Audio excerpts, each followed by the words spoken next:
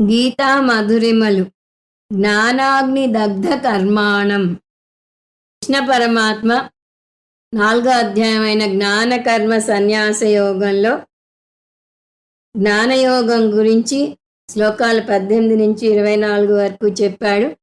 అందులో జ్ఞానం పొందితే ఎలా కర్మ బంధించదో చూపిస్తున్నాడు. దానికి 19వ శ్లోకం చూద్దాం. యస్య సర్వే సమారంభాః కామ సంకల్పవర్జితాః జ్ఞానాగ్నిదగ్ధ కర్మాణం తమాహు పండితం బుధాః. 18వ అధ్యాయంలో జ్ఞాని కర్మ చేస్తున్నది అనాత్మ అని, ఆత్మ కాదని, తను ఆత్మ అని అర్థం చేసుకుంటాడని చెప్పాడు. ఇప్పుడు 19 నుంచి 24 శ్లోకాల వరకు 18వ శ్లోకం మీద వ్యాఖ్యానం.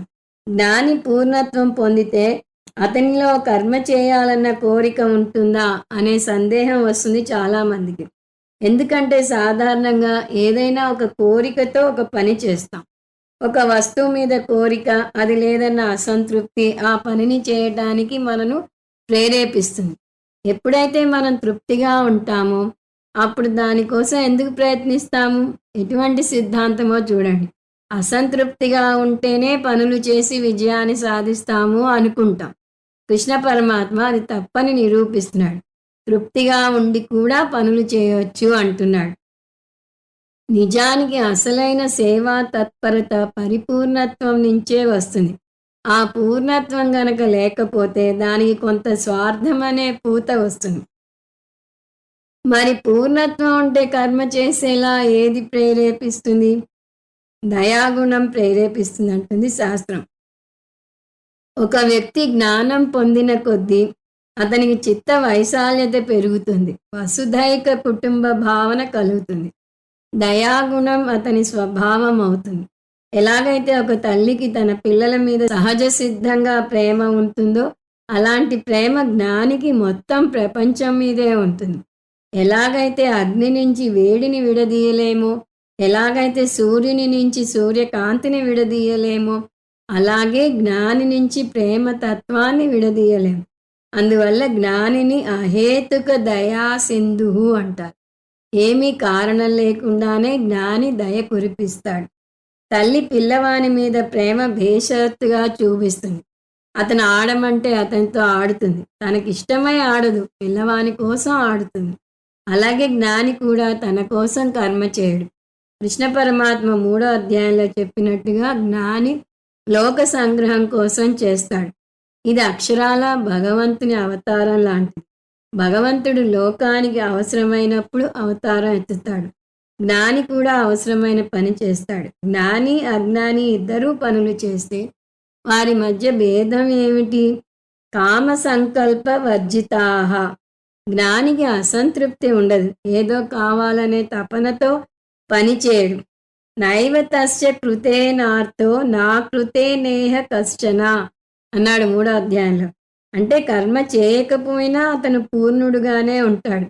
అందువల్ల కామవర్జిత, అతనికి కోరికలు లేవు. అందువల్ల సంకల్పవర్జిత, కామ సంకల్పవర్జిత అని 2గా విభజించాం.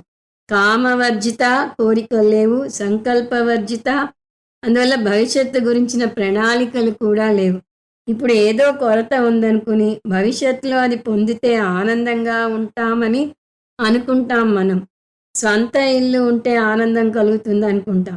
అంటే ఇప్పుడు పరిస్థితిలో తృప్తిగా లేవు, అందువల్ల గాలిలో మేడలు కడతాం. ఇవన్నీ అసంతృప్తిగా ఉన్న నేను యొక్క లక్షణాలు. దయానంద స్వామీజీ అద్భుతంగా చెప్తారు. నన్ను నేను కాదనుకున్నాను, నన్నే నేను స్వీకరించలేనప్పుడు ప్రపంచాన్ని కూడా నేను స్వీకరించలేను. ప్రతి ఒక్క వ్యక్తిని, ప్రతి ఒక్క ఉద్యోగాన్ని, ప్రతి ఒక్క పరిస్థితిని, అందరినీ విమర్శిస్తాను. సమస్య ప్రపంచంలో లేదు, నాలో ఉంది. నన్ను నేను కాదనటం ప్రపంచాన్ని కాదనటం ద్వారా ప్రకటితమవుతున్నది. అదే నన్ను నేను స్వీకరిస్తే ప్రపంచాన్ని కూడా స్వీకరిస్తాను. జ్ఞాని తనను తాను స్వీకరిస్తాడు కాబట్టి ప్రపంచాన్ని కూడా స్వీకరిస్తాడు. అతను పగటి కలలు కనడు, ఉన్నదానితో తృప్తి పడతాడు, వర్తమానంలో జీవిస్తాడు. ఏం చేసినా, ఏం చేయాల్సి వచ్చినా ఆనందంగా చేస్తాడు. అందువల్ల అతని ప్రయాణం విచారం నుంచి ఆనందానికి ఉండదు. ఆనందం నుంచి ఆనందానికి, ఇంకా ఆనందానికే ఉంటుంది. ఎంత అద్భుతమైన మానసిక స్థితి! సంతోషంగా గెలుస్తాడు, సంతోషంగా ఓడిపోతాడు. పరిస్థితులకు, పూర్ణత్వానికి సంబంధం లేదు. పరిస్థితుల అహంకారం స్థాయికి చెందినవి. పూర్ణత్వం ఉన్నతమైన స్థాయికి చెందినది. ఉపనిషత్తుల భాషలో చెప్పాలంటే పరిస్థితులు వ్యావహారిక సత్యానికి చెందినవి. పూర్ణత్వం పారమార్థిక స్థాయికి చెందినది. జ్ఞాని ఈ రెండు స్థాయిలను కలపడు. అందువల్ల పగటి కలలు కనడు. జ్ఞానాగ్ని దగ్ధ కర్మాణం. ఇంకో ఆసక్తికరమైన విషయం జరుగుతోంది. జ్ఞాని పారమార్థిక స్థాయిలో ఉంటాడు కాబట్టి అతనికి పుణ్యపాపాలు అంటవు. అహంకార విమూఢాత్మ కర్తాహమితి మన్యతే. అహంకారంతో తాదాత్మ్యం చెందితేనే, అంటే సంకల్పం ఉంటేనే పుణ్యపాపాలు కలుగుతాయి. జ్ఞాని అహంకారంతో తాదాత్మ్యం చెందడు కాబట్టి అతనికి పుణ్యపాపాలు అంటవు. అందువల్ల జ్ఞానికి ఆగామి కర్మలు రావు. కర్మాణం దగ్ధ. కర్మలన్నీ ఇక్కడే దగ్ధమైపోతాయి. జ్ఞానిని వేయించిన విత్తనంతో పోలుస్తారు. వేయించిన విత్తనం తక్కిన విత్తనాల్లాగానే ఉంటుంది, కానీ దాని నుంచి చెట్టు మొలకెత్తదు. తక్కిన అన్ని అంశాలు ఉంటాయి కానీ చెట్టు మొలకెత్తదు. అలాగే జ్ఞాని అహంకారం వేయించిన గింజలా ఉంటుంది.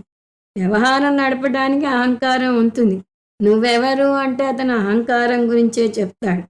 కానీ అహంకారం వల్ల సంసారంలో కూరుకుపోడు. విత్తనాన్ని వేయించడానికి అగ్నిని వాడితే అహంకారాన్ని వేయించటానికి జ్ఞానాగ్నిని వాడాలి. జ్ఞానాగ్ని వల్ల జ్ఞాని సంచిత కర్మలు కూడా దగ్ధమవుతాయి. తమాహుహు పండితం. అటువంటి వ్యక్తిని పండితుడు అంటారు. ఆత్మజ్ఞానం పొందిన వ్యక్తి పండితుడు అంటారు. కృష్ణ పరమాత్మ తన బోధ మొదలుపెట్టిన మొట్టమొదటి శ్లోకాన్ని అర్జునునికి గుర్తు చేయడానికే ఇక్కడ పండితం పదం వేశాడు.